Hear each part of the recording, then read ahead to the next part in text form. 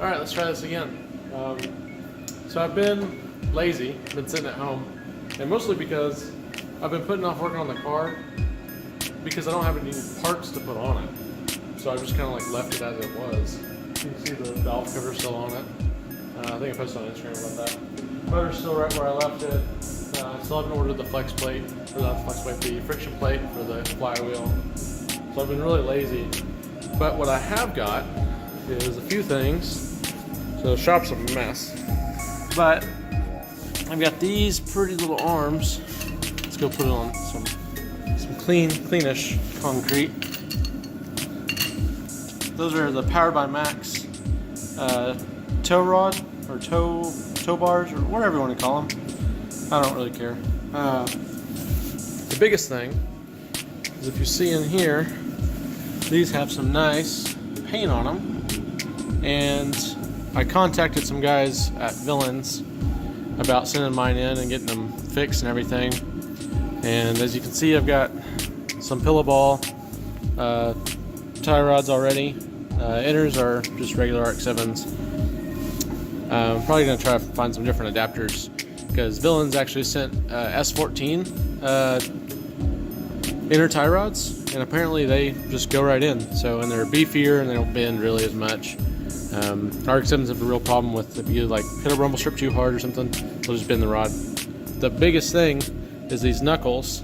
So you can see this is kind of tight right now, but it's because I literally just put it on. The other side still doesn't have anything on it.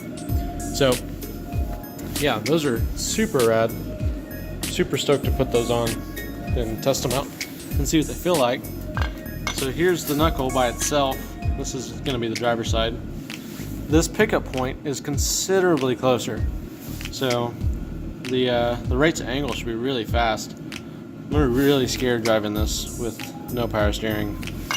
It's going to be pretty sketchy. Alright, so I don't have anyone here to hold the camera for me, so I had to pause it. Put the wheel on it. I have not turned it.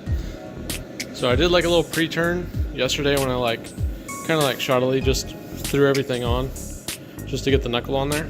So I'm going to turn it towards me for the first, just because I'm curious of what it's going to be like. This will be the actual contact side, the main contact side when weight's on it. And I'm less scared about turning out than I am turning in. So let's go ahead and do a nice overhead shot so we can actually see the angle. So that's full lock out. That's quite a bit. And we do rub. Looks like we're good on that side. Can't really.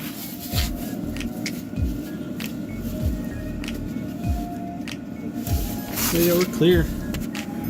We're definitely clear back there. That's what you're seeing in the middle of the screen is actually a little bit behind the tire. So that's not an issue. What this is.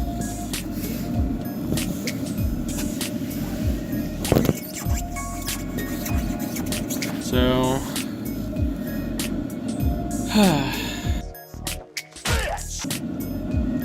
so it's super rad that we get this amount of angle, but I'm also super sad that I'm already rubbing. As you can see, the tire or the rim is basically against it. Okay, so shit. We have to put some sort of stop. Alright, so now that we've seen what we can't do, let's see if we can't go this way either.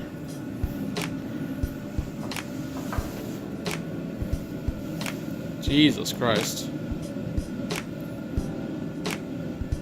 Yeah, we definitely have some angle.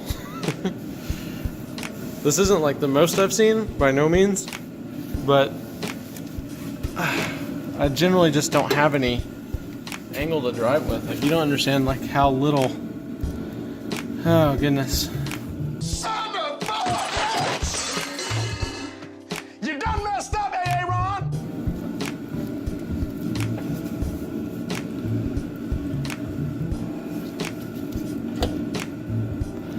Now we're catching on that piece right there, and I don't know if that's full lock or not because we're hitting it. So this little piece right here we're catching on.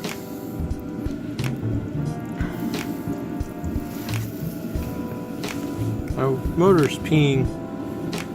I thought it was all out. You can see there's fluid freaking everywhere. Alrighty. Well, this is what I was concerned about. So yeah, we're rubbing here, and then we're rubbing the control arm in the back. Shit. I don't know, I have some spacers back at the house, but then I know I won't be under my fenders.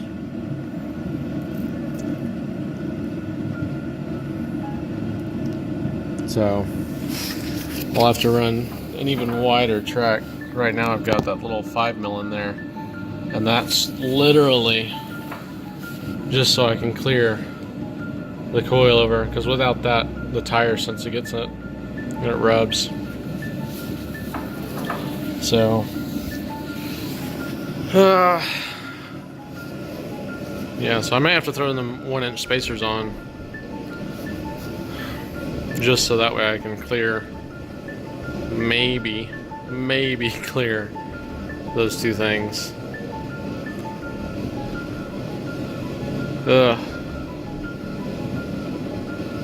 Alright, well, it is what it is right now. We'll figure it out. Yeah, everything's a mess. Alright, I don't want to hear it. So here's the other side, and as you can see, before the ball joint spacers, I was having a rubbing problem before, and then it wasn't really up front. It was kind of weird because this side rubbed on this over here, and then the other side they rubbed like up here somewhere, like over here. Terrible with the camera. So yeah, I need to get the control arm mounted and everything over here, and then we'll move on to the back. Really, it's not much. There's a bolt here, 2 bolts back here. Get the strut on. Get the tie rod attached. Get the knuckle and everything on here, rotor, caliper, and then stick the wheel on. And it's pretty much ready to roll out. Alrighty. So driver's side is on. Got the wheel on.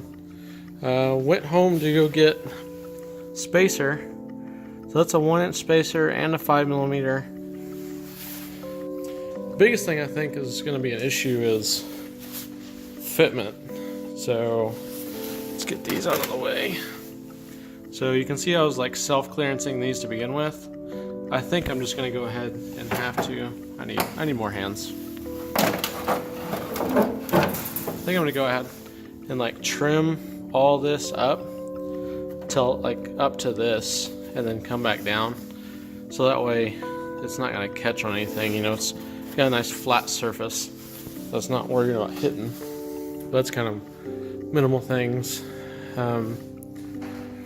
So from what you guys saw earlier, whenever this was at full lock out, well, what we thought was full lock, that's full lock. So it's a decent amount, and by decent I mean a lot.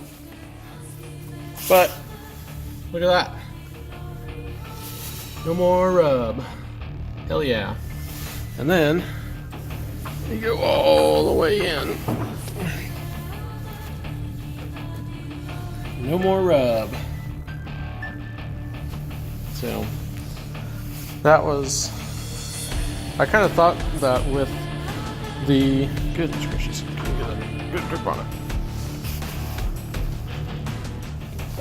Centered. But I had these 1-inch spacers that I had on there before, mostly because I was too cheap and I didn't buy good wheels. And you know, nothing against my knockoffs, but if I would have bought these as like a 0 offset, because basically I think these are like a 22, 1-inch is a 25, and then plus another 5. So these would technically be like a -7 wheel if I didn't have spacers on them. And then if you take into account, we'll have to put this all the way back out.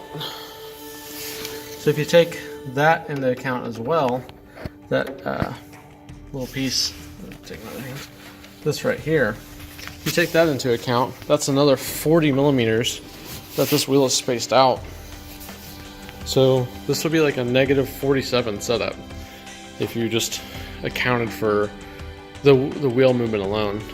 So the car is going to be considerably wider. Here you can kind of see how much more it sticks out than what the actual like fender or the door is. So how much farther the fender would be. I think I'm just going to go ahead and start doing it in vlog form.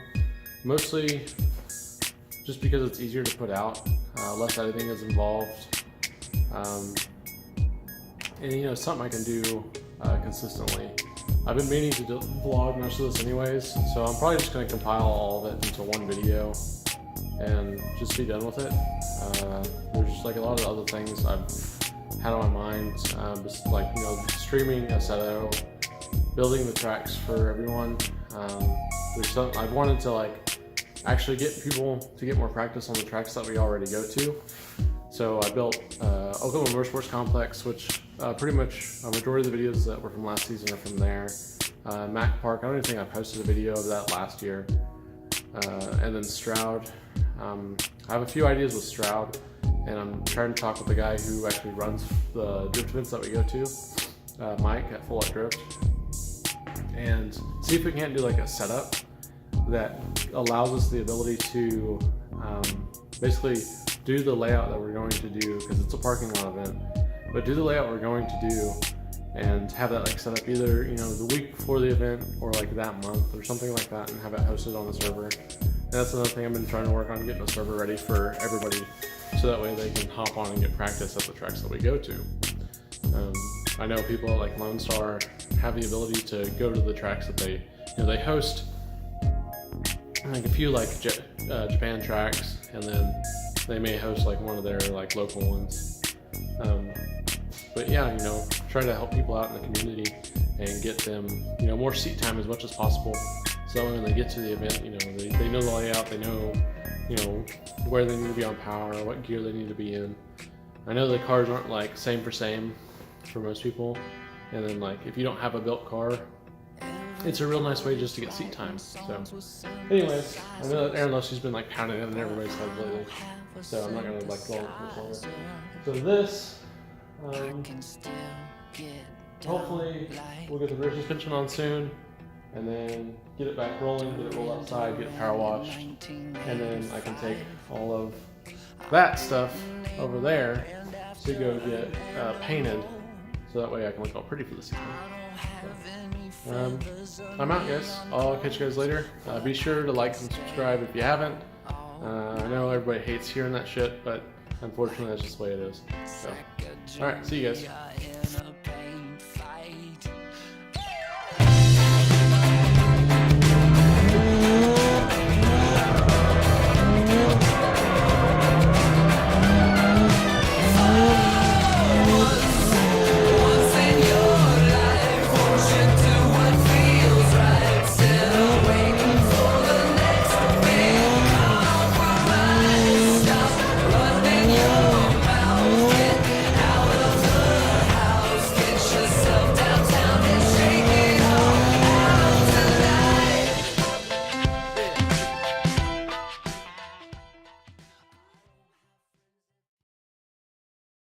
Oh, Jesus Christ. They got more parts to order.